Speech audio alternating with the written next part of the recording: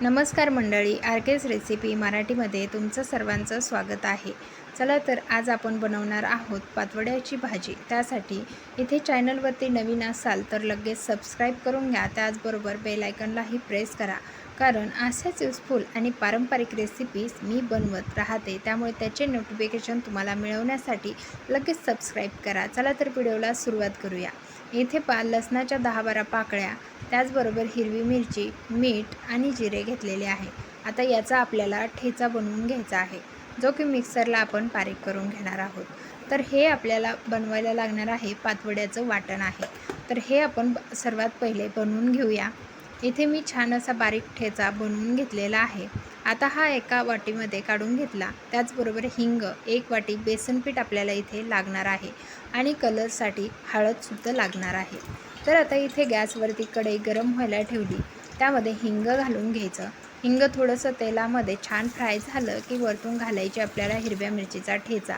तो छान असा परतला की त्यामध्ये घालायचं 2 वाट्या पाणी. 2 ते 2.5 वाट्या पाणी आपल्याला आरामात लागतं.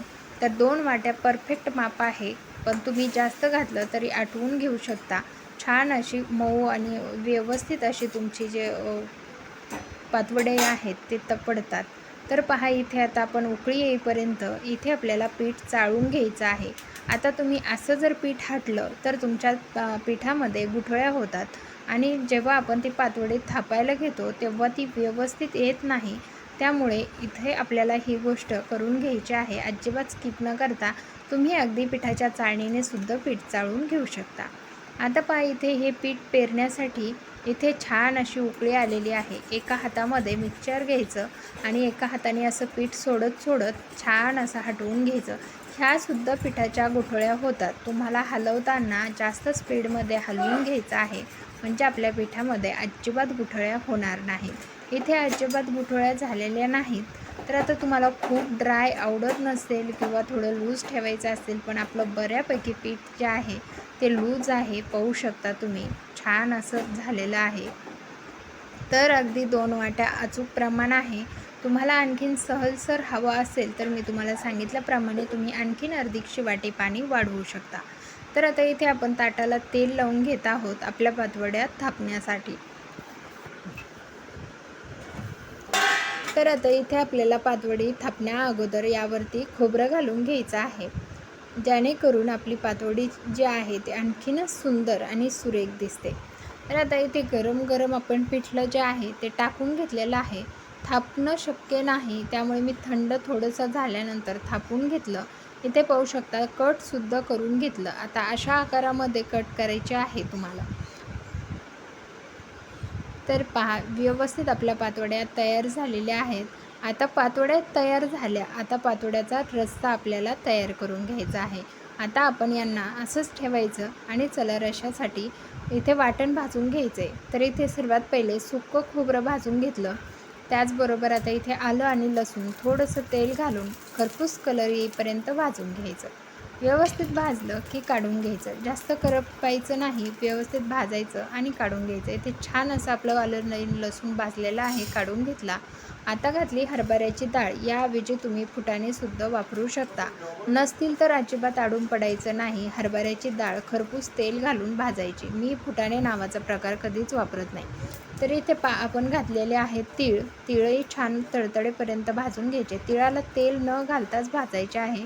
तिळामध्ये तेल घातलं जात नाही. तर इथे छान असं भाजून घेतलं. आता आपल्याला मीडियम साईजचे 2 कांदेसुद्धा छान भाजून घ्यायचे आहे. आता मी कांदेसुद्धा भाजायला टाकलेले आहेत. तोपर्यंत तुम्हाला इथे हिंग, खडे मसाले, गरम मसाला, घरगुती मसाला व त्याचबरोबर हळद घेतलेली आहे आणि इथे धना पावडर घेतली. तर आता हे सर्व जिन्नस आपल्याला एकत्रित करून घ्यायचे आणि काश्मीरी लाल मिरची पावडर तुम्हाला दाखवायचं राहिलं ते सुद्धा घेतलेलं आहे. भाजीला कलर छान येतो. आता इथे सर्व वाटण आपलं व्यवस्थित थंड झालं की एका मिक्सरच्या जारला काढायचं आणि बारीक करून घ्यायचं. त्यामध्ये आपण कांदासुद्धा भाजून ॲड केलेला आहे. आता हे सर्व मसाले मी तुम्हाला सांगितले ते उकडेही आपण यामध्ये घातले आणि छान अशी ग्रेव्ही बनवून घेतली. आता ग्रेव्ही तयार आहे. गॅसवरती पॅन ठेवला, त्यामध्ये तेल घातलं. तेलामध्ये खडा मसाला घालायचा. थोडासा फ्राय झाला की हिंग घालायचं. वरतून बनवून घेतलेलं जे वाटण आहे ते घालून घ्यायचं आणि छान असं तेलामध्ये 1 मिनिटभर परतवून घ्यायचं. तर आता 1 मिनिटभर आपण याला व्यवस्थित असं परतवून घेणार आहोत, जेणेकरून आपला तेलामध्ये थोडाफार काही कच्चापणा मसाल्यामध्ये असेल तो आणखीन छान खरपूस भाजला जातो आणि भाजीची चव आणखीनच छान होते.